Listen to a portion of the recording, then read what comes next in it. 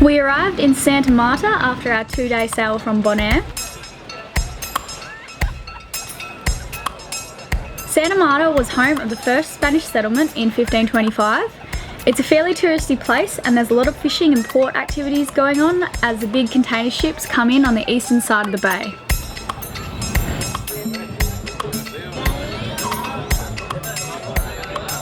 Our friend Connor from Australia and Anna from upstate New York were in Colombia at the same time, so we caught up with them and gave them a roof over their heads for a few days.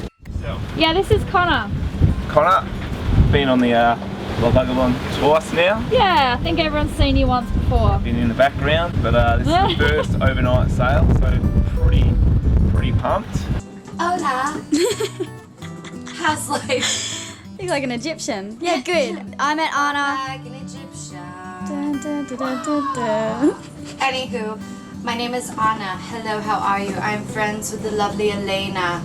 We work together in Greece. We've been little gypsy, vagabond, spirit animal friends ever since. And I sailed Sardinia to, Sicily to Sardinia. We did a little road trip there. Reunited after 14 months. Yeah, it's good to have you on board, Anna Banana. Yeah. I know. I was iffy to come, sail the coast of Colombia. I know. I broke down and I was like, Elayna needs a dose of all of this. So, that's what I did. Oh! Hello, lady in the red dress. The town comes alive at night, so we went out to celebrate our reunion.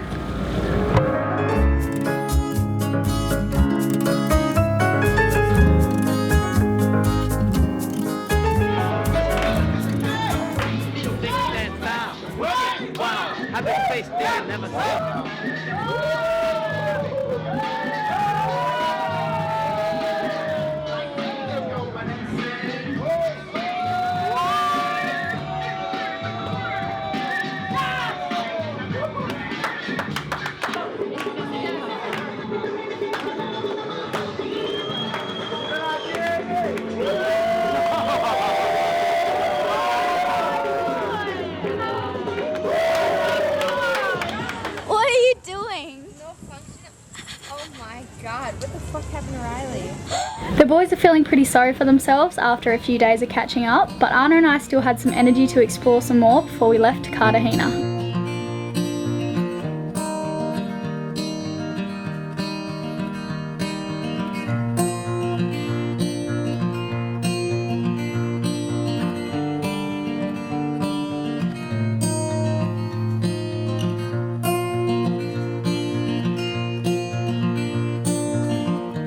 Took me 10 years to forget all that blood on your dress.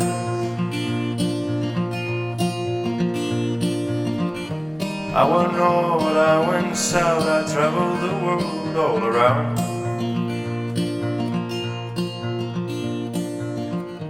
I came back to hear your voice, that still echoes true.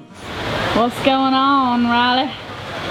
Well, I was just replying to a few emails, but what I wanted to say was we've been boxed in. The harbour master shut the gates and said no one's allowed to leave port, basically. The Atlantic race for the Ark's on here at the moment, so I think they're being fairly cautious. We wanted to go to Cartagena today, but it's really windy, so yeah, we would have gone. Yeah. It's probably good that they said that we can't. Yeah. The next day we were actually allowed to leave Cartagena, so we cleaned the boat, pulled ourselves together and got ready for the trip ahead. It's all happening. How you going, Riley? Yeah. How you going? Good. What's that? This is a half-eaten peanut butter scroll that I found in our bed. You know you've had a big few days when you find this in your bed. Right next to the cup of red wine. Ugh. Riley. Ready?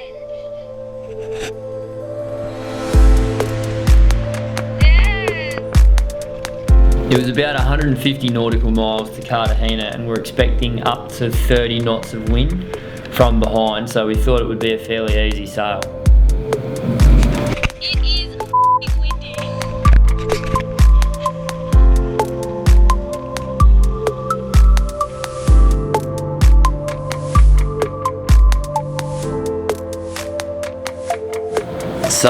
The dramas that we encountered on this particular sail. The wind was way higher than we thought it would be. We were predicting perhaps 30. We experienced a gust of 43.3 knots. The wind was also much further north than we thought it was. We thought it would be further east, which was pushing us into the coastline. The problem with that was there's a river there which is punching out a whole bunch of fresh water, a huge big river, one of the biggest in the area or one of the biggest in the land. With counter wind and waves and the water from the river coming out, it's making the waves stand up higher and causing things to be a bit like a washing machine, pretty unpleasant. Every time we tried to turn side on to get a bit more west in our direction, we were then getting the waves from side on, which is making things very unpleasant. So we ended up getting a lot closer to the point than we would have liked. The point being the place where the river comes out, which has got a whole bunch of logs, and we heard all sorts of stuff coming out of there. Crocodiles and dead bodies, one of the old sailors told us. But so as we're rounding that point there, it's night time, there's a whole bunch of logs and stuff. Apparently we didn't see any, but yeah, like it was a lot more hectic than we had first anticipated. So Riley and I have just gone downstairs and we've just had a little chat amongst ourselves. It is so rough out there. It's like, really rough. we're trying not to scare Connor and Hannah by like stressing them out, but I was like, yeah, it's pretty rough. Like we've had worse. Well, for me anyway, it's wild. There were a few waves and we were like, it's 43 knots and there's waves crashing into the back every now and then, and we're just going, oh yeah, no, that's cool. but we're just acting confident and it's going very well.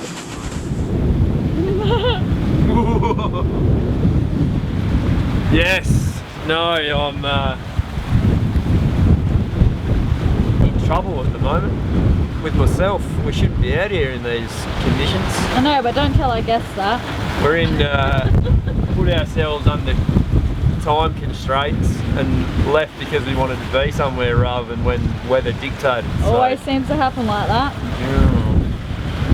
In the past few days it's been so windy that this has blown down because of the clips that both snapped off. And what's happening here is the stitching's come undone and the wind's blowing it and it just keeps ripping. So the boys are going to sticky tape it up for now and we'll have to stitch it when we get to Cartagena. But yes, it's so windy, our boat is falling apart. The sticky tape predictably didn't hold and the whole thing nearly blew away, so we had to get the needle and thread and try to sew it up ourselves. The sun was setting and we were all snuggled up outside. Nighttime brought larger waves, but a little less wind, which wasn't too bad. I woke in the morning to jump on shift and the wind had completely disappeared and I was about to see a beautiful sunrise. Living life on the water, it becomes obvious how much the weather changes day to day. One day there can be a storm and it feels like a nightmare, and the next can be calm waters with white sandy beaches, sunshine and cocktails. It's about 7 in the morning. I don't believe it's 7, the sun's not even up yet. It's about 6 actually. And we are motoring the rest of the way to Cartagena. We're about 15 nautical miles away. There was no wind this morning and the sails are flapping, and you know how Riley gets when the sails are flapping, so we turned the engine on and we noticed a sound. I think it's the fan belts making a very loud screeching noise, so the engine was due for a service anyway, so we've just decided to obviously get one earlier than planned. So we're going straight to the marina in Cartagena and we're organised to have the engine looked at there. We've got a list of jobs actually that we need to take care of before we head into the Pacific, because it's going to be a lot harder to get jobs done there than it is here in Panama. So yes, I'm excited to arrive, maybe go for a run, have a shower, feel a bit salty and dirty.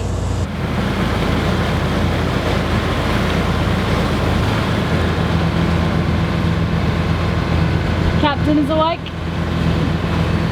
Barely. Yeah. Rough night. Oh, not so rough, just Lack of sleep. yeah.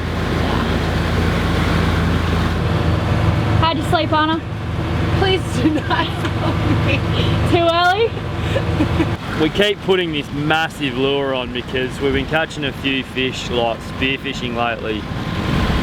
So if we're gonna muck around, I want it to be for a huge fish, you know. We'd have to wind the sails in, be the middle of the night undoubtedly, and we'd have to be wrestling a fish, and then I've got to fillet it.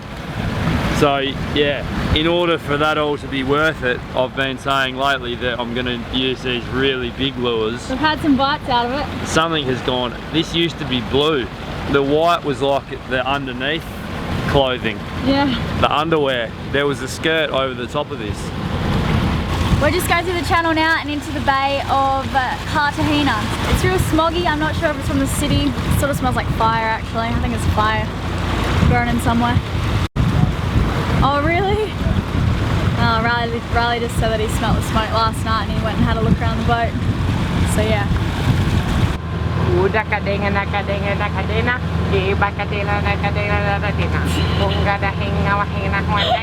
Hey, Cartagena!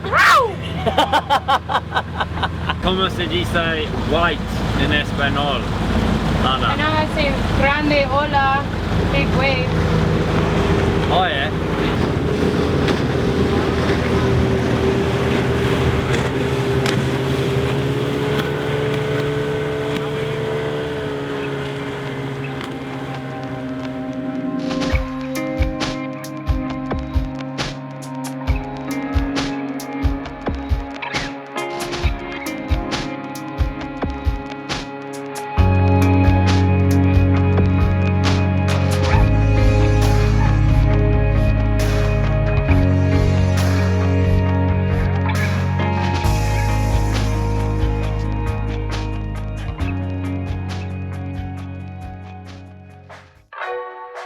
Join us next time in Cartagena. We do a bit of partying, some sightseeing, and Elayna gets the drill.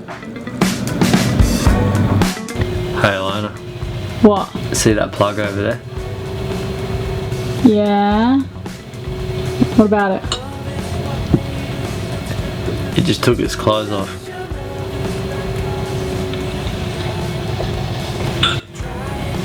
It's a shameless plug. Hey guys, if you'd like to pick up an official Vagabonde T, click on the link below. We have shirts in a range of sizes, girls and boys, for all kinds of seasons. They're super comfortable. Don't miss out, get them while stocks last. Cheers guys!